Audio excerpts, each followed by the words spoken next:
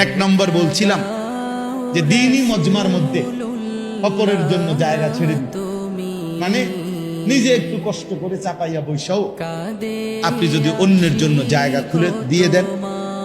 সোজা কথা। এবার এটার থেকে যদি ব্যাপক অর্থ নেওয়া হয় যে জমিনে দুনিয়ায় কেউ যদি অন্যের জন্য একটু জায়গা ছেড়ে দেয়, আল্লাহ তাআলা তার অন্তর প্রশস্ত করে দেয়।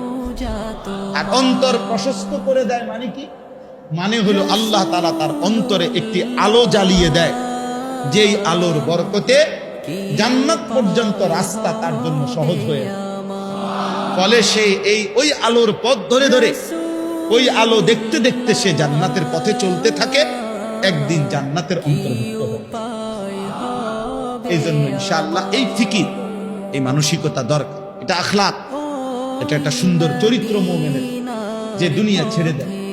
কিছুটা দুনিয়া ছেড়ে দিলে কিচ্ছু হয় না। স্বার্থপর এই দুনিয়া ধরে রাখলে তেমন কিছু হয় না।